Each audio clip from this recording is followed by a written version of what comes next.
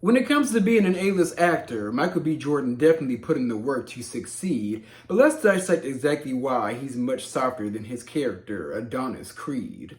Let's discuss.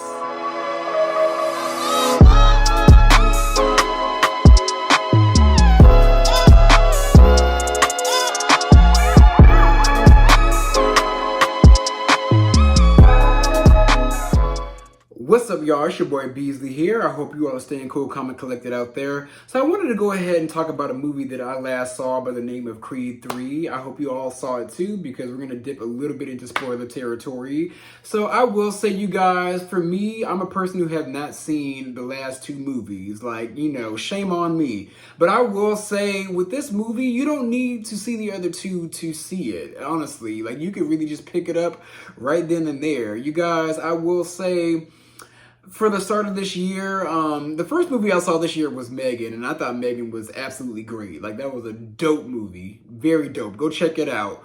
But I will say, as far as movies go, the bar is still kind of in hell for mainstream releases. But this was a good movie. This was a good movie. Out of 10, I would probably give it like an 8.5, almost a 9. Of course, we have the fine Jonathan Majors, and baby, he just looked big. Just big. Big fuck up. Big fuck up. Damn, I cussed already. Oh well, I'm not even monetized yet. But I will say Jonathan Majors looked great in that movie. He was great as the villain. Jonathan Majors basically was like his friend from back in the day. Spoiler alert, spoiler alert, spoiler alert. But Jonathan Majors was his friend from back in the day, around the way. And the reason why he went to jail was because he was basically protecting Adonis Creed, who was younger than him. I think like Jonathan Majors' character was like about like 16, 17, and Adonis Creed was probably like 13 years old trying to fight a grown-ass man. Jonathan Majors' character, I forgot his name, but Jonathan Majors' character kind of stepped in and pointed a gun at him, and he went to jail. And I think he was in jail for most of his life. Like, all his life he had to fight. But you guys, this was like almost like a near perfect movie. I felt like it was a little short, in my opinion. I felt like it could have been a little more fleshed out. But regardless, people have a short attention span, and these days people barely want to come to the movies as it is. So they did what they needed to do to get the box office tickets flowing. But y'all, I just can't help to point out what I see, and what I see is Michael B. Jordan is not 100% confident to me. Now, when you look at him, like, aesthetically and on paper, Homeboy has it going on 10s across the board. He's been in multiple box office hits. He is a great actor. Despite what a lot of people say, I personally feel like he is a great actor. On top of that, he's a multi-millionaire. He looks good, has a banging ass body, like has it all going on. But when I really just look at him, it just feels like a lack of self-confidence and self-love. And I'm on a confidence and self-love journey, and that's something that I tend to lack. So when I tend to lack something, I can see that the other person lacks it. And Michael B. Jordan certainly does lack confidence and self-love.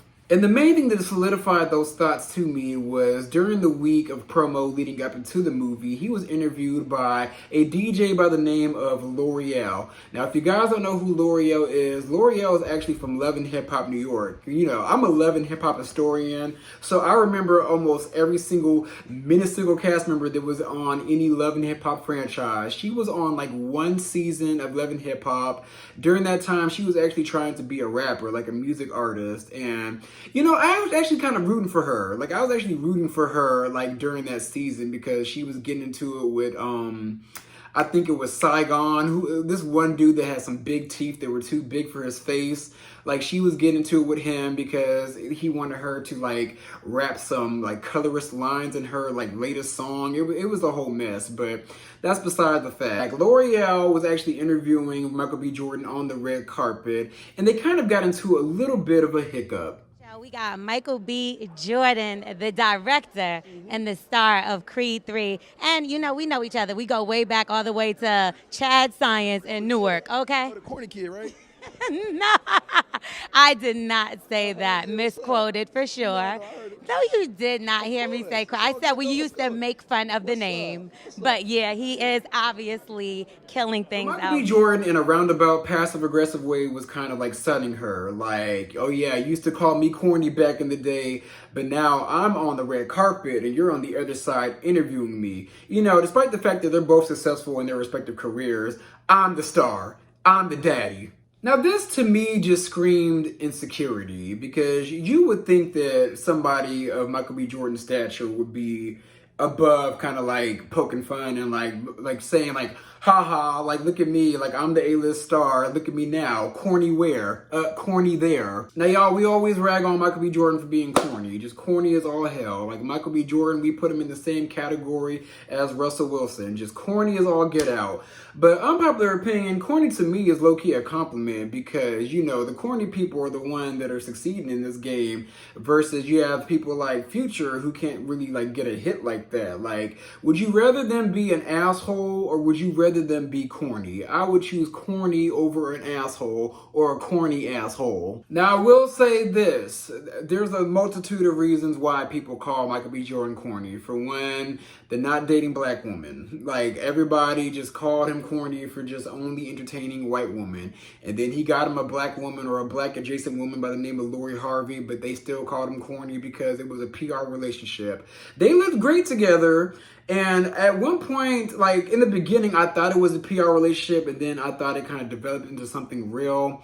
But honestly, it just gave a PRT, and that's why to this day we don't even take Lori Harvey seriously. And even before he got with Lori Harvey, he was still kind of like out there trying to make it seem like he liked black women. Like I told this story on my channel before. My friend Dominique, during her birthday down in Atlanta, they were having a good time at that restaurant, and then he walks in and he just expected all of those girls that were with Dominique to flock to him, and they were just not having it. They paid his ass dust. And they were outside taking pictures, and Michael B. Jordan walked up expecting them to like want to like flock to have a picture with them, but they just paid him dust. And he was just like, oh, well, I hope you guys have a great night. Bye.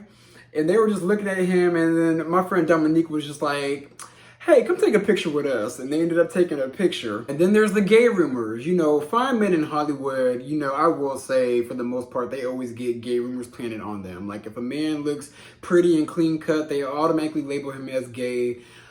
Do I think Michael B. Jordan's gay? I don't think he's gay. Do I think he would try something? Maybe.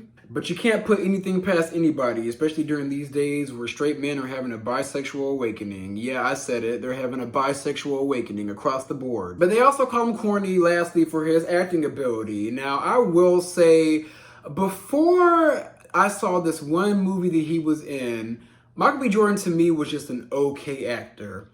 But that one movie, Without Remorse, on Amazon Prime from Tom Clancy, one of the best movies I've seen in a very long time. If you guys have Amazon Prime, give that movie some time. Without Remorse, it was like intense, like the acting, like the range, it was just like so much adrenaline pumping. Like I loved that movie. And when I love a movie, I only see it once. Go see Without Remorse and you will change your opinion on Michael B. Jordan's acting ability. But I say all this to say, the word corny triggers Michael B. Jordan because of childhood trauma.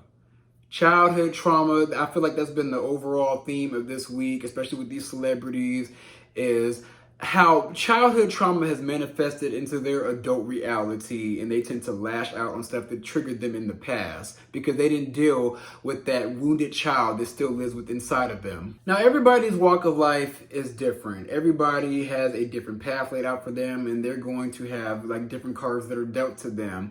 But I will say, you will not reach your highest potential until you sit there and address what has bothered you from the past. Whether it be bullying, abuse, you not fitting in, you getting called corny, you name it. Whatever triggered you in the past, you're going to have a hard time shifting into your higher self until you address the past and that childhood trauma.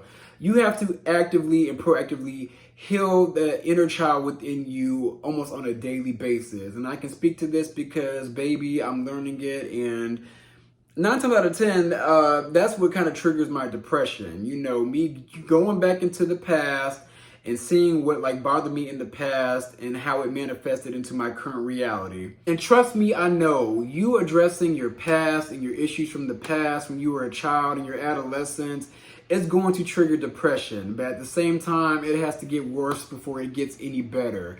You must address that childhood trauma and heal that child that is still inside of you, and also feed that child too. Because baby, sometimes he is hungry. A lot of people, especially these celebrities like Nicki Minaj, for example, walk throughout life without really going to therapy and really sitting with themselves and asking really what the fuck is wrong with themselves. And 9 times out of 10, it is that childhood trauma that is holding them back from stepping into their higher self and their best self. Michael B. Jordan's childhood trauma of being called corny is keeping him from being the confident man that he should be. I mean, granted, like, I don't know him personally, but I see what I see. And what I see is that he's not really comfortable in the position that he's in life. Like, he either feels like he doesn't deserve it, or he feels like he has to, like, do something to get to the next level when he's really already there. Like, I understand when you get to a successful place in life, sometimes you can't even enjoy that success because you're just like waiting for it to end, or you're just waiting for like somebody to like sweep it up from under you, or somebody to come into the game that's better than you. So that's why he's probably like having tunnel vision and not able to really celebrate himself and really tell himself like, man, I fucking did that. Like, I don't think Michael B. Jordan's ever had a I did that moment. And I could be completely wrong, but I'm not going to sit here and preach the same dance and song. But overall, I'm going to say, and not stay for long, I'm going to say that everybody needs to go to therapy. Everybody needs to go to therapy. Everybody's walking around with childhood trauma. Body dysmorphia has become normalized. Being evil has become normalized. Like, everything is lies. Everybody needs to get it together. Everybody needs to get it together. And I think therapy, if you can afford it, it's going to be the next best step. Even cognitive behavioral therapy, that's what I'm about to start. It costs about like $27. I'll even post the link down below. I think you have to get a doctor's note for it, but regardless, I'm just rambling at this point. Address your childhood trauma. Address your childhood trauma so you can step into the best version of yourself in 2023. But those are my views. Let me know what you guys think about Michael B. Jordan, and if you guys think he's corny. And how have you guys dealt with your childhood trauma? Or do you struggle to deal with your childhood trauma or trauma from the past? But those are my views. Be sure to like, comment, and subscribe. I'm going to come back at you guys with some more content.